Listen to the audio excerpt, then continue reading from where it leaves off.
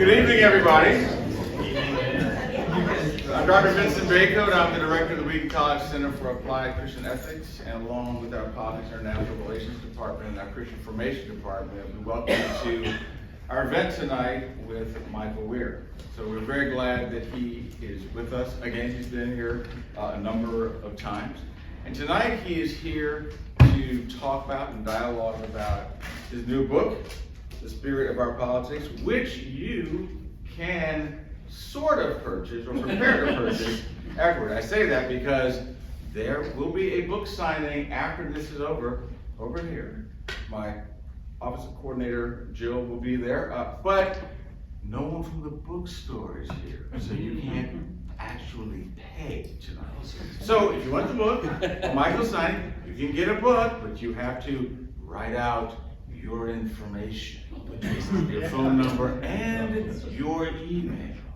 And then the bookstore will get in touch with you so that you can actually buy the book and help Michael's family. So, I still have enough connections in government that it won't just be the bookstore after you. We'll DOJ, Treasury. So you know that Michael had a very, just the story alone about it, we're probably not going to talk about it tonight, but the story of how he worked in the White House, the Obama administration, in their Office of Faith Outreach.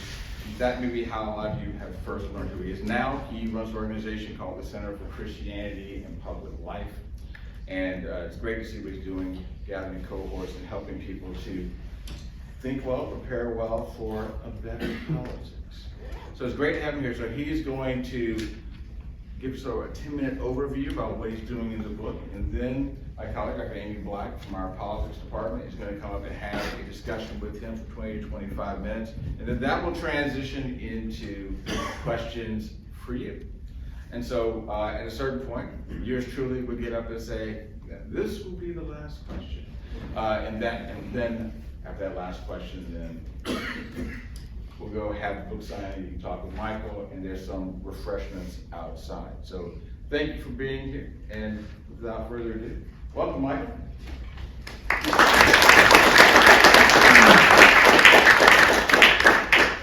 Well, it is really wonderful to be here. I love visiting this school, this community. It's a beacon, and I always learn so much just being here. It was fun visiting a class earlier today. This is a quicker trip than I typically like my trips to Wheaton to be, but I'm happy to be here for the time that we have and looking forward to our conversation. What I'll do is, as Dr. Baker suggested, I'll just give you a bit of an overview, a bit of an introduction into kind of the world of the book, and then again, looking forward to conversation. Our politics is sick. This is not a groundbreaking assessment. If you would disagree with it. But the problem, should I just finish there? Okay, we're all agreed.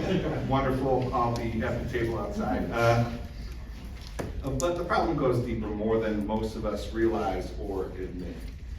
Politicians blame the other side for the problems in our politics. We're told that total victory is on the other side of our opponent's defeat, and that if we could only marginalize or eliminate certain kinds of people or forces, our politics would be made well.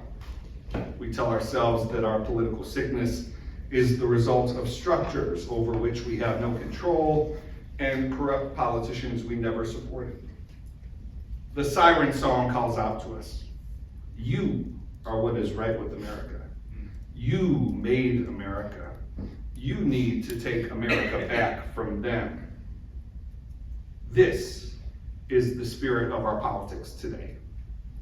But we cannot place all the blame on them. Our politics is suffering not from appendicitis, but from leukemia. The problem is not that something has gone wrong, but that the very logic on which the entire system operates exacerbates the sickness. We don't need an appendectomy, we need new marrow in our bones. This diagnosis isn't what we expect in discussions of political reform, nor is it what is regularly offered. For those who are frustrated enough by our politics to think change is necessary, most Americans, and who are motivated enough to do something about it, a minority of Americans, our political system easily offers enemies to be blamed and structural changes to pursue. This is not entirely off the mark. A healthier politics would be supported by and produce structural reforms and the diminished influence of bad actors. But something more significant is at play. Our politics is the way it is because it reflects the desires and allowances of voters. In October 2020, as the presidential election came to its conclusion, 15 of the most respected social scientists came together to issue a dire warning about American politics and a phenomenon that they called political sectarianism. Political sectarianism, they defined it as a poisonous cocktail of othering, aversion, and moralization that poses a threat to democracy. I think we'll be able to get into this a bit later, but for now it's enough to say that this poisonous cocktail has spilled beyond the confines of those most directly engaged in the political process and into most other areas of life. The American Psychological Association found that 52% of Americans felt additional stress due to the 2016 election. They called it election stress disorder, and they recommended steps people could take for relief. Teachers reported students were fearful about the election outcome, even to the extent that they were having nightmares about it. I know of churches where people who had served in leadership together for years were no longer able to even attend the same church because of political animosity. There are church small groups that met for decades that have broken up because they were no longer able to get through a Bible study without breaking out into rancorous political dispute. There are parents and children who are estranged from each other over political disagreements. Our political disrepair is not limited to political sectarianism, of course. However, political sectarianism touches on and exacerbates other political problems, such as distrust in government, legislative inaction, the growth of extra legislative policymaking through the executive and judicial branches, a rise in political violence, an array of injustices that our politics leaves unaddressed, and the antagonisms and harms our political system promotes. Where is the Christian in all of this? The problem is not so much that there are broad swaths of committed Christians who make exceptionally bad contributions to our politics, but rather that there is nothing exceptional about their politics at all. We are so often driven by the same self-interested, self-protecting motives as others. We are so often prone to the same partisan rationalizations, the same politics of contempt as our political opponents, whoever they are. Instead of being a positive countercultural force in our politics, Christians have too often been a part of the problem, not because of what our faith requires, but in spite of it. And the public suffers because of this failure. For nearly a decade now, conversations about faith and politics have been dominated by Donald Trump and the evangelical response to him. However, our political dysfunction did not begin with Donald Trump, although his rise caused many to reevaluate their own approach to politics. Many Christians now embrace the identifier of politically homeless. This is an improvement over a view that Christians must necessarily belong to any particular party as a matter of faithfulness, but it misses the point. This new moniker, this brand of politically homeless, suggests a nostalgia for a time in the past when supposedly it was obvious which political party deserved the support of all Christians. We must understand that the crisis today is not that Christians are now politically homeless, but rather that they ever thought they could make their home in politics at all. There is no single proposition by which our politics will be set right or by which Christians can easily align themselves on the right side. Instead, we must ask, what kind of person would I like to be? What kind of politics would I like to contribute to building? This book is not primarily about describing, so we must turn to what we will do, what we can build, and who we will become. I made a decision early in my life that I wanted this kind of orientation, these kinds of questions to be central to my life.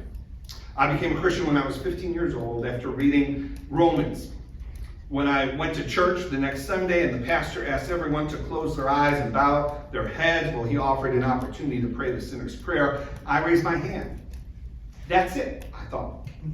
I'm a Christian. And I was. Pretty soon, though, I had questions about what becoming a Christian meant for my life, the one I was living now, day by day. What did it mean to hand it all to Jesus? And how might I go about doing that? Answering these questions has been the pursuit of my life, and it is the work and example of Dallas Willard, more than that of any other writer or thinker, that has been most helpful to me in this pursuit. And so this book is very much, and I don't hide the ball here, for those of you familiar with Willard's writing, the title includes at least 11 allusions to Dallas Willard alone. This book is very much an application of Willard's ideas to our political and public life. Let me just share a bit about Dallas, because I don't know if we'll be able to get to it. Dallas was born on September 4th, 1935, in the middle of the Great Depression. He was raised for much of his life on a farm just outside of Buffalo, Missouri. I'm from Buffalo, New York. Clearly, we were fated to be together.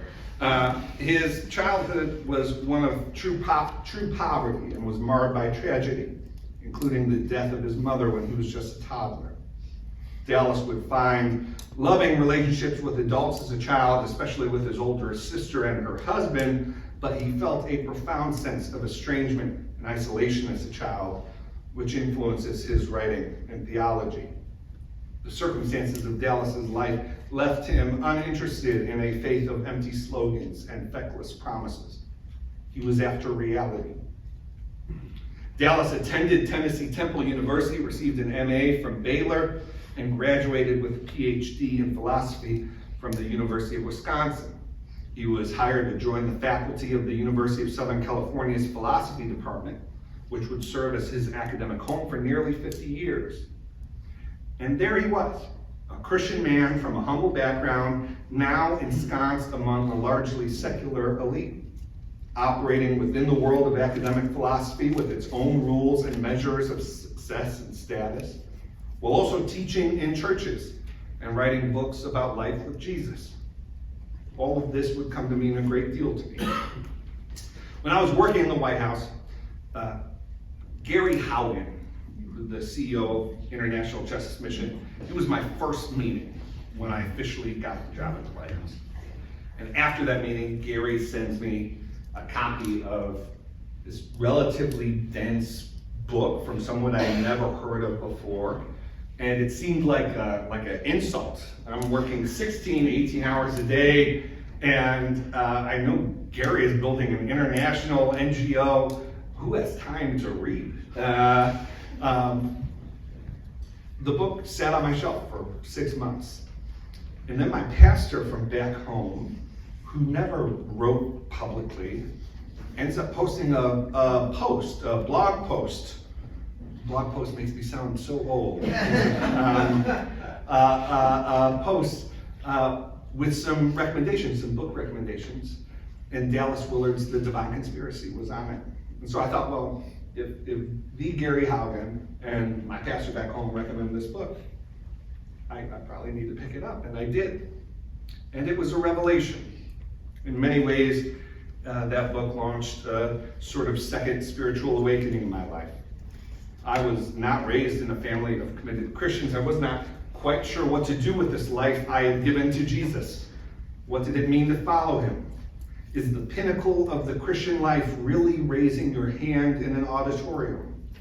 Was the most exhilarating and engaged part of the Christian's life really meant to be the process of deciding to become one? Dallas offers a clear answer. No. Life is, most crucially, about the kind of person we are and the kind of person we are becoming. Eternal life, the kind of life Jesus offers, is, in his words, the kingdom walk, where in seamless unity we do justice, love kindness, and walk carefully with our God. We learn to walk this way through apprenticeship to Jesus. That is, life with Jesus is about all of life, not just what we do at church, but all of life. I had thought that this was what I had been reading in my Bible, and I had heard rumors of it in church, but Dallas gave me a confidence that such a vision was real and could be trusted. The Christian life is not about a moment, but about a life. The resources that are available through Jesus Christ are actually up to the task of meeting our real lived existence. I've come to believe that the kinds of ideas Willard taught about Jesus and the life he offers have the power to reorient our politics for the good of the public. The problem, the fatal error, is that our culture, our churches, and many, many individuals, Christians and others, have a view of a domesticated, personalized, and privatized Jesus who is simply not up to the task of our greatest public challenges. We, as individuals and as a culture, often do not trust that Christianity has credible resources that are valuable for our public and political lives. We take great pride in our doctrinal acumen, our high view of this or that, while we act as practical atheists in our public life. It would be not only insufficient, but also inaccurate for Christians to blame outside forces, secularism, liberalism, political correctness, and antagonistic popular culture, etc., for this development. Rather, this privatized, domesticated view developed in America with both the explicit and tacit contributions of Christians. These are the two primary modes in which Christianity is regularly considered in our political life. It is either dismissed as irrelevant or co-opted into a tool for advancing one policy or another. When it comes to politics today, Christianity is viewed either as useless or as something to be used. This is not just a problem for our politics, which is deprived of resources it desperately needs. It poses a crisis for the church. If Christianity is about whole life discipleship to Jesus Christ, and it is, then the view that the way of Jesus is not up to the task of our politics makes that discipleship impossible. But politics has much to do with discipleship because the kind of person we are when dealing with public things, taking political action, talking about political or cultural issues, is not removed from the kind of person we are in real life. And so these are the stakes that I want you to consider as you read this book and as we participate in this conversation. The stakes, the consequences of continuing on our current path. First, the public and our politics will continue to suffer from a lack of Christian resources. Our social relations will be strained and regularly fractured. Second, Christians' own formation into Christ-likeness will continue to be undermined by their own lack of confidence that the way of Jesus holds up in politics and public life. A lack of confidence that cannot help but infect the whole life of the person. And then third, this lack of confidence displayed in public will lead Christians to doubt the very reality of their faith and lead non-Christians to never consider whether the faith testifies to reality at all. We have fundamentally misunderstood the nature and possibilities of Christian influence in our politics. We need a paradigm shift in the way we think about that influence. And my hope for those who read this book is that you will find that you now have a new language for talking and thinking about politics that is not detached from the rest of your life. I hope that you will gain a new vision that makes sense of politics as an aspect of your whole life, the life you are living with, by, and for God. Thank you.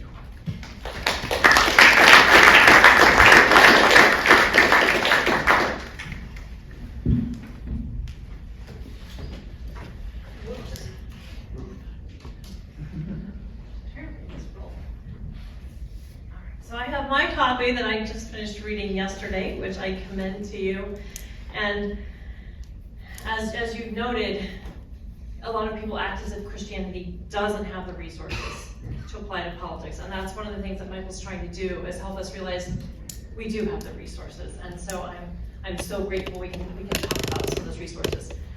One of the things that you mentioned in the book that might be a good place to start our conversation is you mentioned you were talking with, you had a phone call, I think, from a friend who was very active in Republican politics and said, I want you to reach out to my daughter. Can you tell us a little bit about what was going on there? Yeah, so this story I think gets to the very heart of my personal motivation writing this book. So I have a dear friend who, I'll just say, I don't reveal her identity in the book, very central player in the last decade of Republican politics. This friend also is deeply involved in human rights issues around the world, and that's how we work together. And so usually when she calls, it's, hey, there's a human rights crisis. We need to get people together, sign a petition, and instead she calls me one day and says, Michael, I know this is out of the blue, but I was hoping that you'd spend time with my daughter. She's a junior in college, and she's really struggling with her faith. She doesn't see how the values I raised her with, and that her mom and dad raised her with, she doesn't see how those comport with my political activity. And my friend said, I have my answers, and I know my friend has an integrated sort of narrative about her life and is pursuing faithfulness with God. But she said, no matter like what I say, my daughter like just isn't buying it. And she said, Michael, I'd like you to spend time with my daughter because I want her to spend time with a faithful, small O Orthodox Christian who just has a different approach to politics than her mother. And then this was the line that got me. She said, Michael, I no longer care about the future of my daughter's politics. I just want her to start going to church with her family again. And that conversation was at once both one of the saddest conversations I've had and also one of the most hopeful. Because as I've traveled the country, as I talk with not just children and parents, but adult siblings, and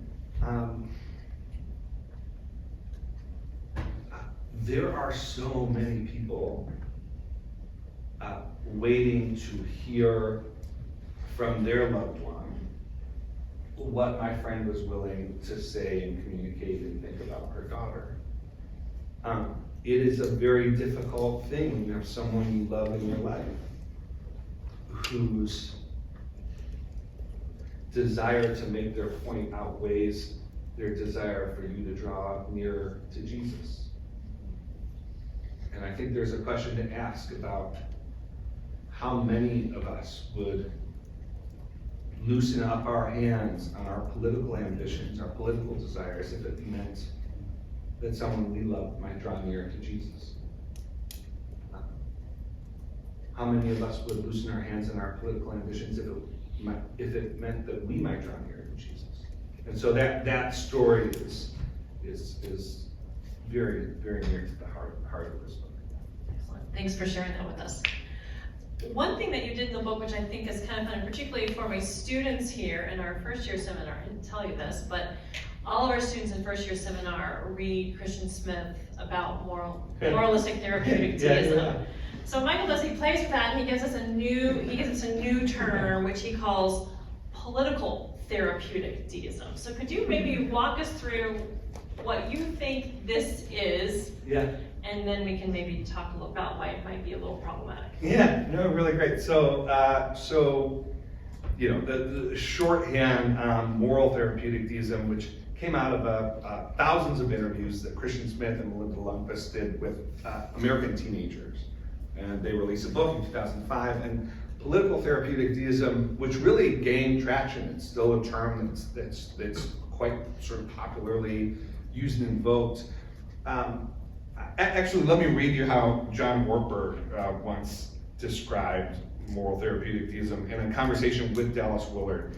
Ortberg said, MTD, moral therapeutic theism, whether or not somebody would put themselves in the Christian or other category, so whether they're Christian or not, moral therapeutic theism is the kind of prevailing idea about God. And the notion is there is a God, God does exist. He wants everybody to be nice, that's the moralistic part. He wants me to feel good about myself, that's the therapeutic part.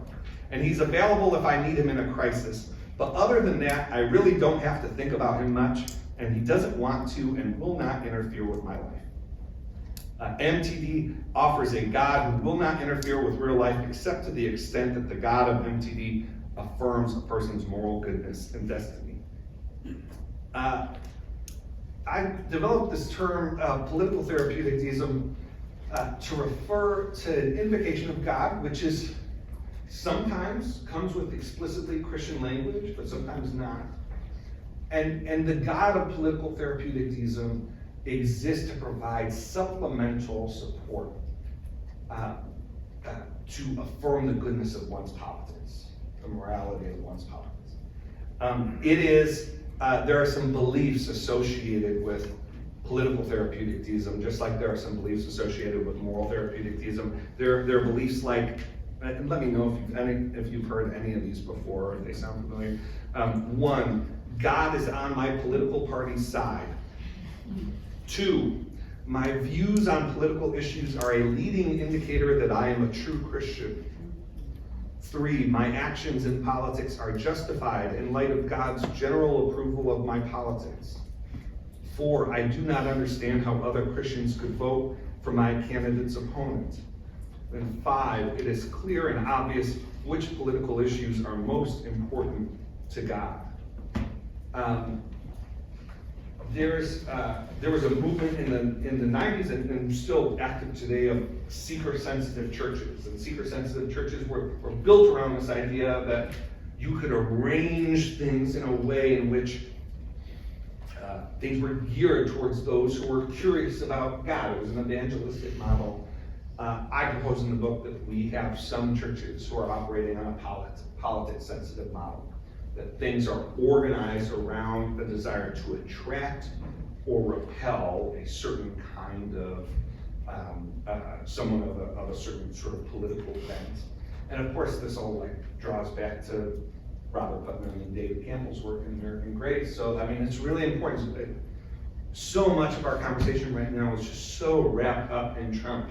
But if that is the primary lens at which we're viewing things, we're going to miss a great deal about the state of our politics and the state of the church today. So another thing you talk about this idea that our churches can get too focused on politics, and then you talk about how, of course, politics and then party can become an idol. Yeah. So if party identity can so easily become an idol, should we just kind of give up on being loyal to parties? Is that the answer? I like the question. Yes, we should give up on being loyal to political parties.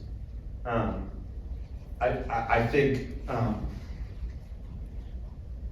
the problem is not that we take politics too seriously, but that we take it seriously in all of the wrong ways.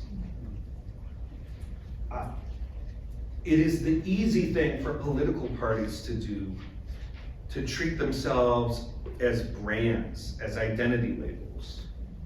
It makes it very easy for political parties and political actors to have people identify with the label and then very fluidly just impose whatever is most convenient at the moment.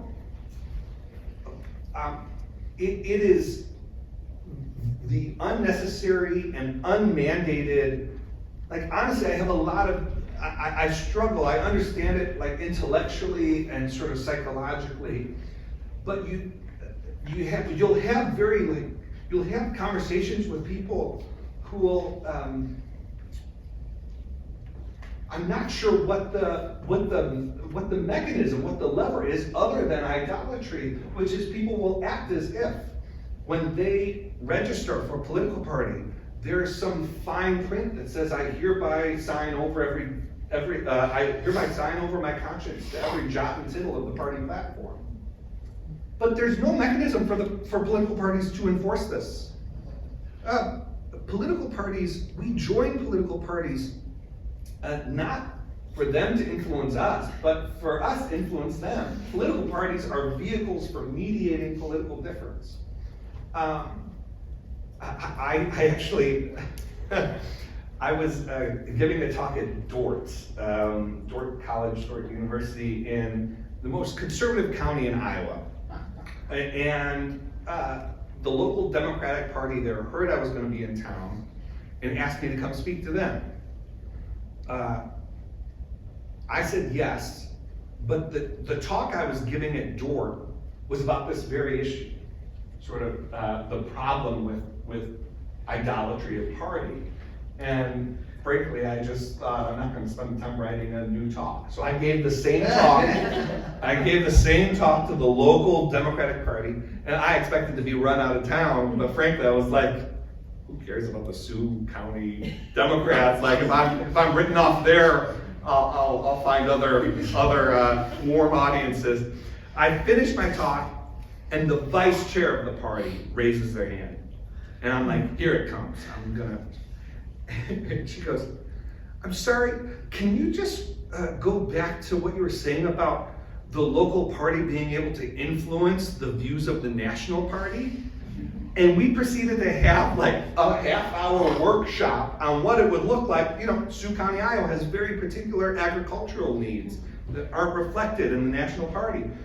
The whole point of the party structure is that local parties are meant not just to take orders from the national party, but actually to feed into the policy process. That's why a convention gathers where at least ostensibly there's supposed to be a vote approving the platform. And so it's just really, really interesting. And I would just encourage folks. I don't think that, I think that there are some real problems at the general level with people can become independents out of the same spirit of idolatry that they participate in political parties. So just by becoming an independent, you're not relieving yourself of responsibility for the sorry state of our political parties. In fact, you might be sacrificing the limited influence that you have in playing a positive role. So yeah, now it is just the last thing I'll say is it is a profound challenge. People are being bombarded with messages, again, because it's what works for the parties and for the politicians, that no, the important thing is that are you a rhino? You don't want to be a rhino. Are you a true blue Democrat? It's like, who cares?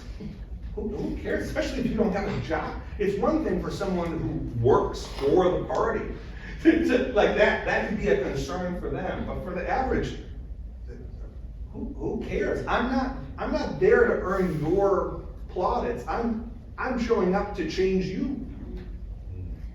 And that's gotten a lot, we've seen how that's really reversed, like you say. So what could be some ideas for us, Republicans or Democrats? It's not as easy for independents because you don't have a party structure to talk to, but how can we be agents of change? What are some things that we can do if we look into our party and say, I don't think this fits with my Christian values, I don't think this is the right way to go.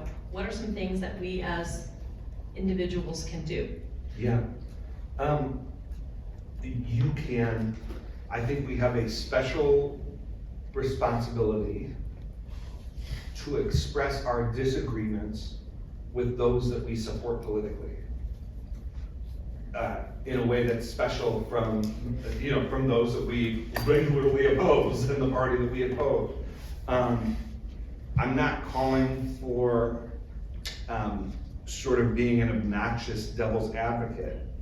What I am calling for, though, is that you have a particular, and this is just the average person, has a particular kind of leverage in communicating to their elected officials that I voted for you, but here's where we disagree.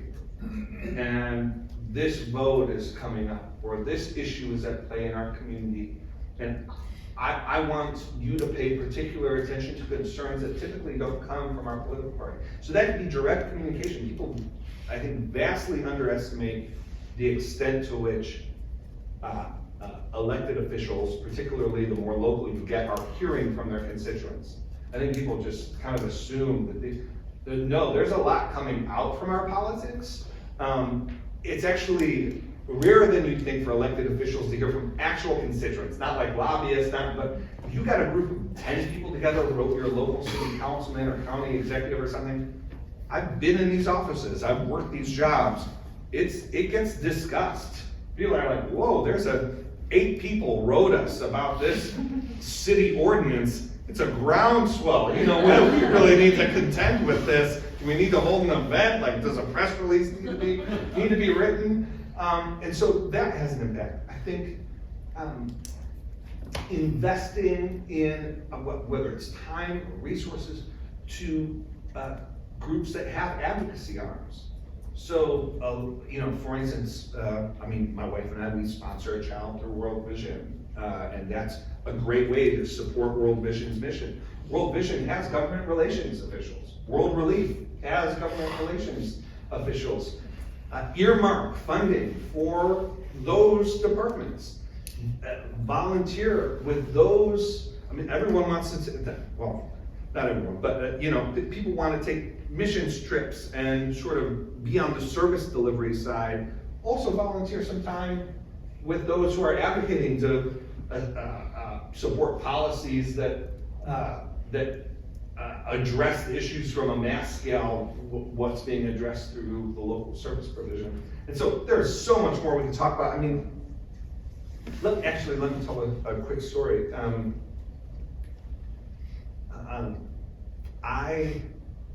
I was asked, I wrote a memo for the president's senior advisor in 2012.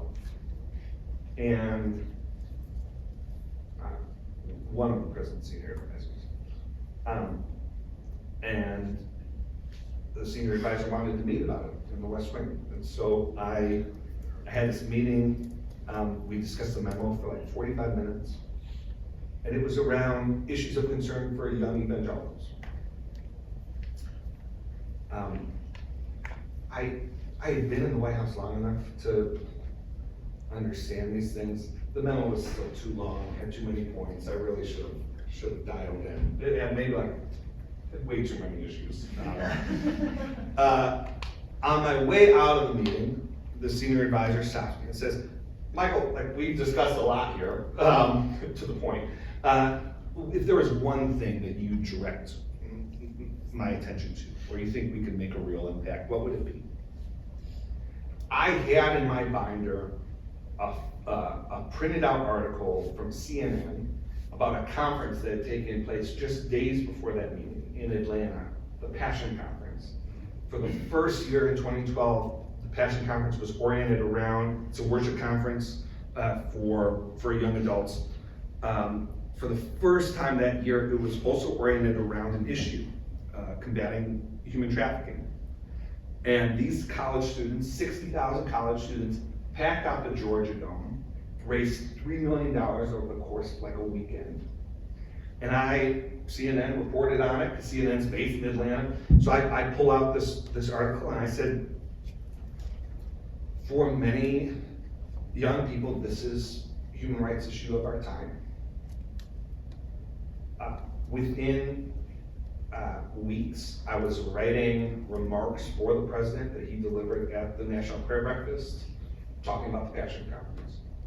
Within a few months, the President of the United States moved the interagency cabinet level meeting that addresses human trafficking from like some dusty basement in the State Department to the East Room of the White House. And then in September of 2012, the president gave the longest speech on slavery of any president since Abraham Lincoln. And that speech resulted in hundreds of millions of dollars in additional US commitment and private commitment to combat human trafficking. Now there was a lot going on. There were human rights groups that were advocating on this. The president had made a commitment to Rick Warren that I reminded the senior advisor about, that he was gonna raise the US's profile on human trafficking issues. But I could draw a direct line from 60,000 Christian college students gathering to worship, not knowing that the work that they did to raise that money for human trafficking was gonna be seen by a young evangelical White House staffer, shared with the senior advisor, get to the president's desk, and policy move, like significant policy move. It's a great example, thanks. There are so many other things we could talk about, but I think I will ask one more question, because then I want all of you to be able to ask some questions as well. You talk about moralization as a problem, and then you talk about how conviction is important. And in the book it says, the absence of moralization does not require the absence of conviction. So could you explain what you mean by moralization, and why, if we're wanting to bring our Christian identity into our politics, as you want us to do, what's moralization, which we don't want to do, and what might conviction look like in politics instead? Yeah, so the social scientists who developed the framework of political sectarianism, they just refer to moralization. I put like an adjective on it and refer to sort of misplaced moralization. But moralization in the framework of political sectarianism refers to the tendency to elevate political disagreement into pure matters of good and evil, to the level of iniquity. We want to be very careful as Christians about identifying political disagreement as a pure matter of good and evil. We need to, and I sort of lay out a number of sort of quick principles that I elaborate on a bit, we need to keep in mind. Well, let me say this. I think when we think about what Christianity has to offer our politics, I think the frameworks, the models we bring lead us to think immediately of how Christianity can tell our politics what it is and what it must do.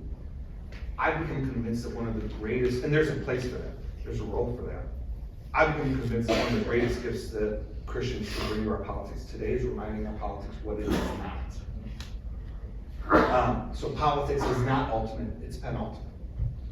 Politics is not the area of the direct one-to-one application of dogma. It's the area of the prudential. And so Lewis referred to this as not using God's name in vain. Lewis, in his essay Meditations on the Third Commandment, said, the great temptation when you combine faith and politics is to proclaim God hath said when he hasn't spoken. You start a Christian political party, and this is what the essay is about, the creation of a Christian political party in Britain, like there were in Germany and other particularly in Europe. And he said the temptation is, even if you create the political party on the most unassailable sort of Christian political position that you could find, and even that's complicated, but like let's say abolition. You create a Christian political party that's focused on abolition. Just as a sidebar, one of the ways that is complicated is there are many ways to approach abolition. And so which approach are you sort of baptizing as the Christian approach? But let's say that was an issue. The problem is that once you're in the political fray, once you're an established political party, once you're identified as I am in politics as a Christian, you're not just dealing with abolition. You're being asked to vote about property taxes and zoning regulations. So all of a sudden you're leveraging this sort of mantle of Christian political party and using it to, again, sort of baptize positions on these prudential issues that you never even intended to sort of lend that sort of weight and authority to. And so we need to be careful. We need to be careful about that. Just one very practical suggestion, and this is going to sound so like subtle, maybe it'll strike you as too subtle, but I think it would do a great deal to change the way politics operates in our churches and in public life. And that is to move from this model of saying I am a Christian and therefore I hold policy position A or support candidate A, and instead say, my Christian faith motivates me to support candidate A, policy A. What that does, and again it's subtle, but what it does to me, in my view, is it makes clear that when you enter into politics, you are in the business of seeking to translate ultimate values into the prudential realm of politics, and we are imperfect translators. And so the more clear we could be, yes, I am doing my best in discernment to apply what I know to be true into the prudential, instrumental realm of politics. But I acknowledge I'm an imperfect translator. My political will is not synonymous with God's will, even as that might be an ideal that I sort of hold. All right. Let's thank Michael for being with us.